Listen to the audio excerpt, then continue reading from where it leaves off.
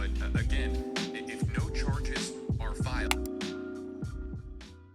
Hey guys, welcome back to a brand new vlog. Thank you so much for being here. So today we are working from home, and I normally start my days off by just going through my YouTube, Instagram, TikTok comments, all of that jazz, and just responding to a couple of your questions or just saying hi to you guys because I feel like it's a really nice way to start my day. I also have realized I'm just not one of those people who can get up and get straight on with work. I honestly wish I was, because I would get more sleep, but I'm just really not. Like, I really like to wake up a few hours before and take some time to make my desk area nice, maybe spend some time replying to YouTube comments, like I said, or even watching a YouTube video. I just feel like it really helps me like properly wake up, and then when I work, I can really focus on my work. Another thing that always just makes me feel like really productive is to just make subtle changes to my workspace. And today that literally meant something as simple as changing my code theme. So I was trying out the Dracula code theme on VS Code, which I've heard so many people talk about, and yeah, I love it. It's a really nice code theme, so I definitely recommend checking it out. But yeah, let's get on with the rest of the vlog.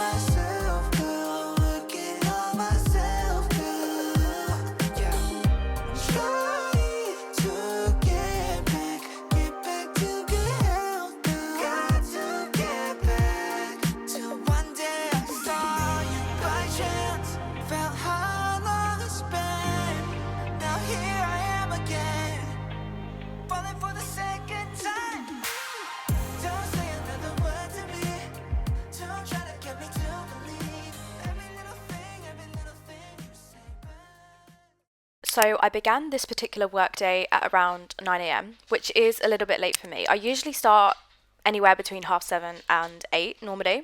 But today I started a little bit later, but that is absolutely fine.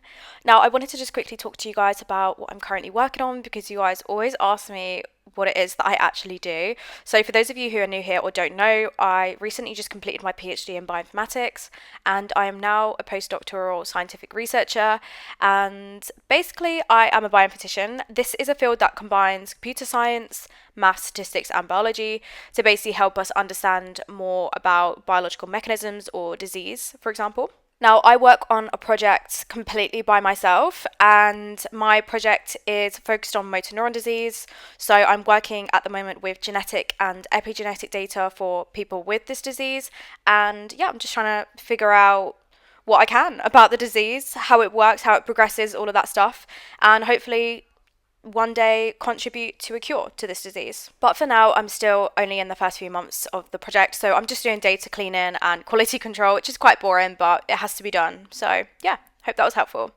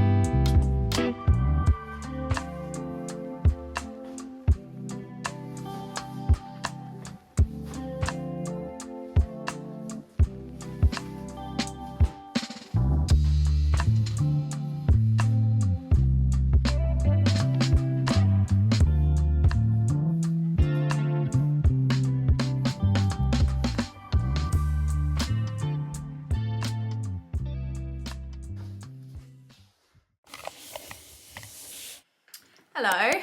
Put my chair up. This is the first time you guys are actually seeing me on vlog. For the first time in... That didn't even make sense. This is the first time in ages you guys are actually seeing me on the camera in one of my vlogs. Ignore my outfit. I literally do not know what is going on with this outfit. I have this Gymshark bra on, which I'm actually obsessed with. I think it's from their old range. I got it from Depop. I literally love buying my clothes from Depop and Vinted. This is a Zara shirt that is severely creased. And then these little trousers are from 𝚘𝚘𝚘𝚘. Okay, so I'm going to start with this question. I'm gonna pop it up somewhere here because I get asked this question all the time. Anytime I do a Q&A, it's always in there. So how did I get into my current coding career and did I teach myself? So yes, I taught myself. Essentially I was doing, I'm gonna tell you the short version of it. Essentially I was doing my undergraduate degree in biomedical science, and essentially I just hated working in the lab. I just knew that it wasn't for me. And then in the final year of my degree, at least here in the UK, we do what's called like a final year dissertation. I don't know if you do the same thing elsewhere. Let me know in the comments. But basically, I got assigned to a bioinformatics based project, and essentially, like, I had to learn to code for this project. So I had to learn R programming. Taught myself literally using books. My favorite books were O'Reilly books, and I believe you can get them as free ebooks. So I love those, and I also massively utilised Data Camp, which you do have to pay for, but me personally, I do think it's worth it. I think it's an amazing platform. But there are other great platforms called, there's things flying around me. There are other great platforms like Free Code Camp that are obviously completely free. But yeah, honestly, teaching myself and me was literally just a lot of trial and error, especially when I first learned. Like, I was literally just on Stack Overflow, like Googling how to do this in R, how to do this in R, and then I would just wing it basically. Oh, Wendy's come to join us. This is Wendy. Most of you know her, but for those who don't, this is my cat, Wendy. This is one of my cats. Okay, next question. How do you find motivation to work from home? As someone with ADHD, I find it easy to get distracted. Thank you, you're an inspiration. Let me just start by saying that I definitely have days where I am not motivated, and ultimately I'm not gonna film those and I'm not gonna post them on social media. So it might seem like I'm always working and I'm always motivated and I'm always working really hard. Like, it's simply not true. I have days where I just like can't even bring myself to go and sit downstairs at my desk setup, and I will literally just sit in my bed and work from my bed, honestly.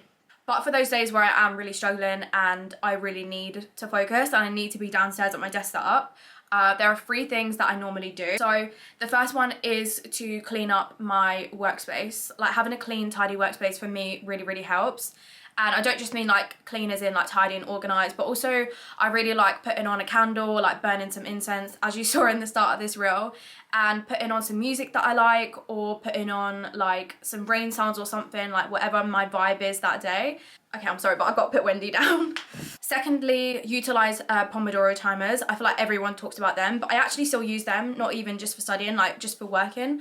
I really enjoy using Pomodoro timers, and I use these in conjunction with what would be my third tip, which is time blocking.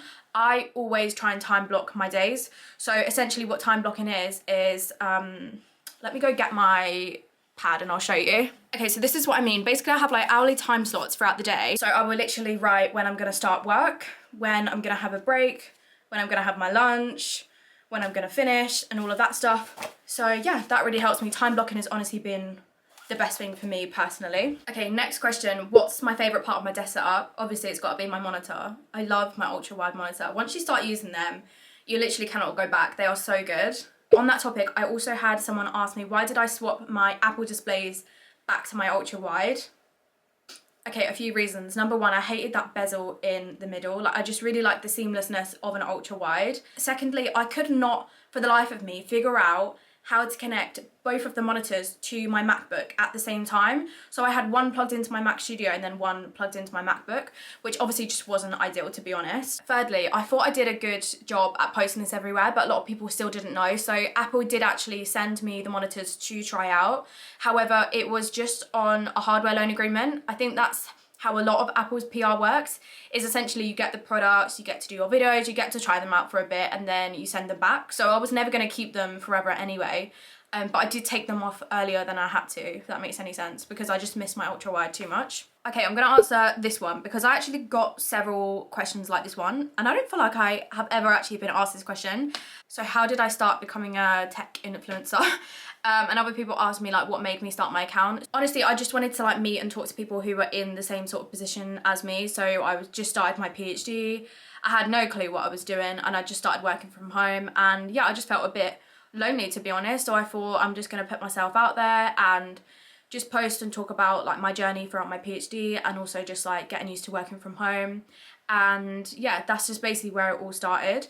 And somehow it's grown into me talking about tech and coding and sharing my setup and stuff. But yeah, it's really nice because I found what I'm passionate about, which is tech and coding, and it's really nice to be able to share that with people and hopefully help and inspire some other people.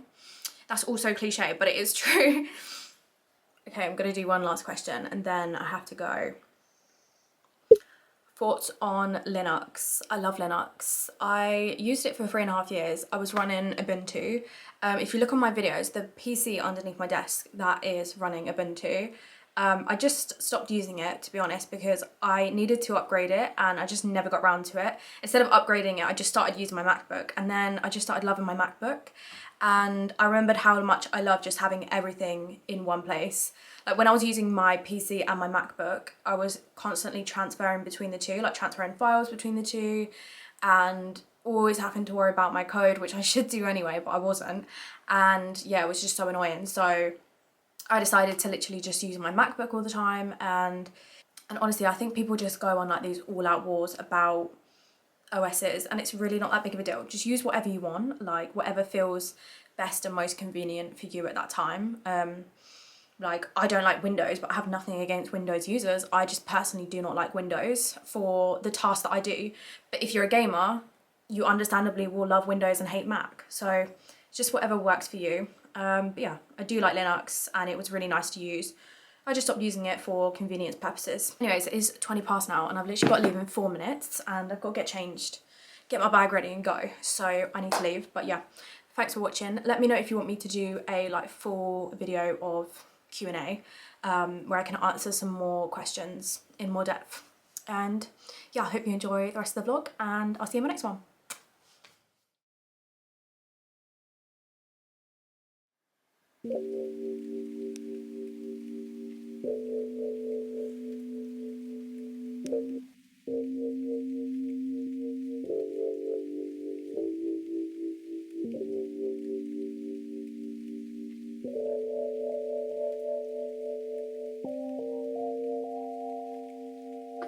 Okay.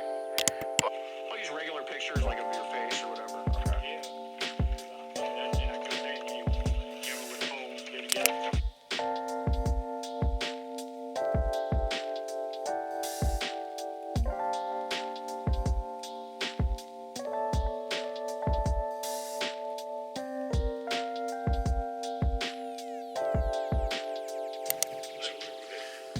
So the first phone call.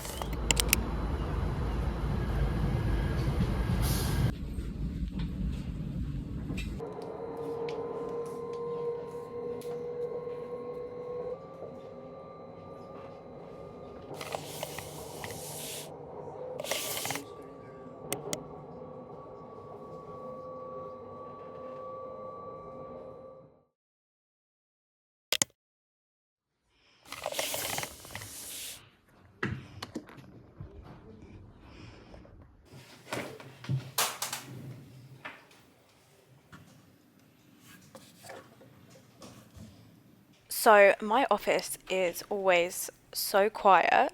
Like, I don't know if you guys can hear how quiet it is. Even recording this voiceover, I feel like I have to whisper. Let me let you listen. Literally nobody speaks at all. It's so weird. Anyways, it's really nice when you're trying to focus, so that's good. Okay, so at work today, I was basically just carrying on from what I was doing yesterday, which was the data cleaning and quality control. Honestly, this sometimes can take you weeks because you literally have to make sure you do it all so well and so thoroughly. So yeah, that's what I was focusing on. And in the afternoon today, I have about 3 hours of meeting, listening to some master students present their projects. Here I am just showing you my notes that I take while coding. Really not very informative. But before my meetings, I'm going to go and get some bubble tea. So yeah, I'm going to take you guys with me.